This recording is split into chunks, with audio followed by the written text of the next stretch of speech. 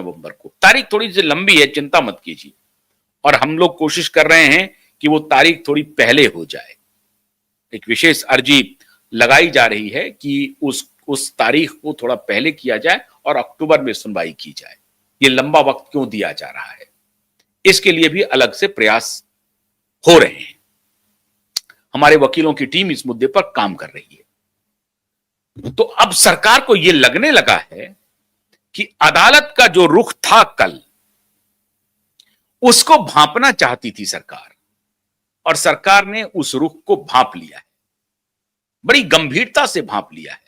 और सरकार को इस बात का इल्म हो गया है कि साहब अब हम नहीं बच सकते, अब हमें आर पार करना ही पड़ेगा। उसको कॉलोकियल शब्दों में 9 और 6 कहते हैं। 9 करना पड़ेगा और 6 करना पड़ेगा। तो 9-6 करना ही पड़ेगा, कॉलोकियल भाषा है नॉर्थ इंडिया में, कि आपको ये करना ही पड़ेगा। तो ये कॉलोकियल भाषा का अब इस्तेमाल महाराष्ट्र सरकार को करना है, उनको करना ही पड़ेगा और कोई चारा नहीं है। इसीलिए स्वयं चीफ सेक्रेटरी अदालत पहुंच गए थे भांपने के लिए कोर्ट का रुख, और कोर्ट का रुख उन्हें पता चल गया। अदालत ने कहा पब्लिक प्रोसिक्यूटर को कि नथिंग डूइंग, ये जो आप टेबल टेनिस खेल रहे हैं ना, कि कभी बेंच बदल गया तो कभी वो नहीं आया तो कभी वो नहीं आया, ये टाइम बाय करने की बात छोड़ दीजिए, आप हमें रिप्लाई। अब इसी से सरकार की मंशा स्पष्ट हो रही है मित्रों। इतना हीनियस क्राइम का इन्वेस्टिगेशन होना है, जिसके आरोप हैं, heinous crime, rarest of rare case की कैटेगरी में यह केस आएगा। दिशा की मृत्यु का case rarest of rare category में। और तभी कल नीलेश ओझा जी ने अदालत में कहा कि मिलॉर्ड, जब हियरिंग शुरू होगी तो मैं दावे के साथ कहता हूं कि आप यहीं से आप इस शैलेंद्र नगरकर को कहेंगे कि इसको जेल भेजो, यहां से कहेंगे। और शैलेंद्र नगरकर चुपचाप मौन सुनता रहा। पब्लिक प्रोसिक्यूटर की हिम्मत नहीं हुई कॉन्ट्राडिक्ट करने की बात को।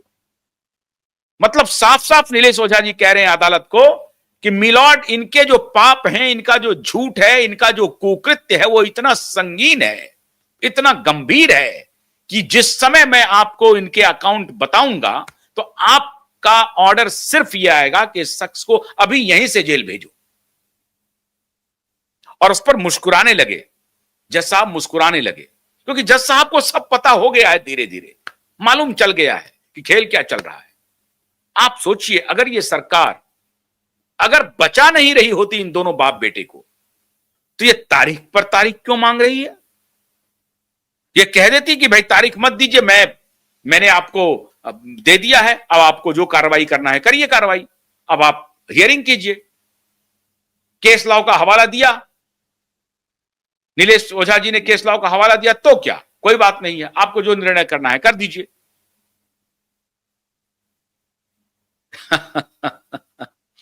ऐसा नहीं है।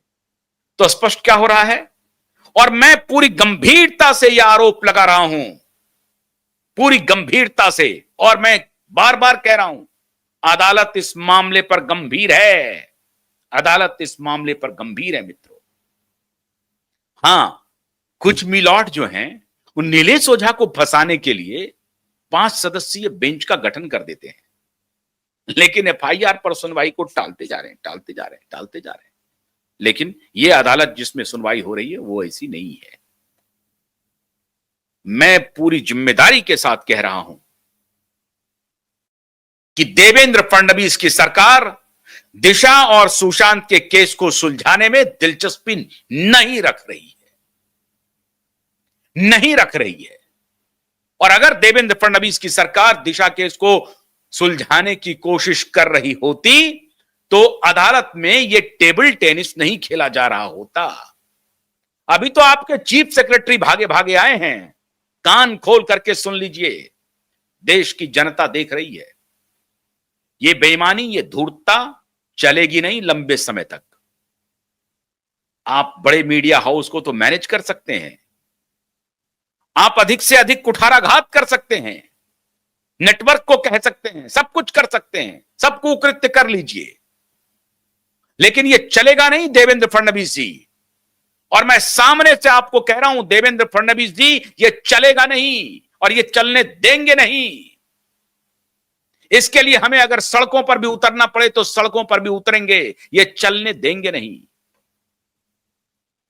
और अब आपको समझ में आ रही है बात कि ये चल नहीं पाएगा, इसलिए चीफ सेक्रेटरी भाग भाग करके आ रहे हैं।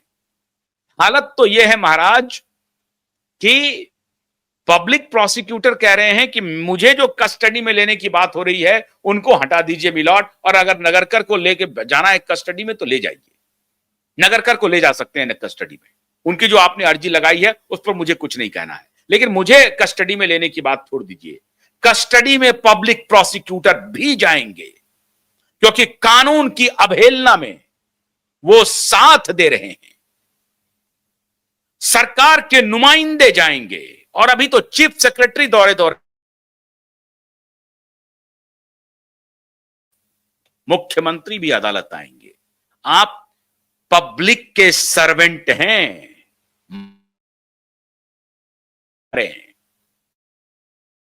सर्वेंट पब्लिक की आवाज बनकर के आपको संदेश पहुंचा रहा है। मालिक बनने की चेष्टा न करें। You are a public servant, you have to be accountable, you have to be answerable to the public, to the common man at large. You cannot avoid, you cannot get away, and you can't teach us that अरे भी हम तो अभी सोच रहे हैं, विचार कर रहे हैं, तारीख पर तारीख, तारीख पर तारीख, तारीख पर तारीख ले रहे हैं, हियरिंग से बच रहे हैं, समय चाह रहे हैं, सिंपल सवाल का जवाब देना है, एफआईआर क्यों नहीं हो रहा है, इस पर तारीख मांगी जा रही है। ये दुनिया मूर्ख है, आप क्या समझते हैं, बेवकूफ है पूरी जनता, गलतफहमी में जी रहे हैं माननीय देवेंद्र फडणवीस जी। मैं पूरी जिम्मेदारी के साथ कहता हूं, मैंने कहा है अन्य कई मुद्दों पर मैंने आपका समर्थन किया है, आगे भी करूंगा, लेकिन दिशा सालियान के मुद्दे पर जो आपका व्यवहार है वो शोभनीय नहीं है।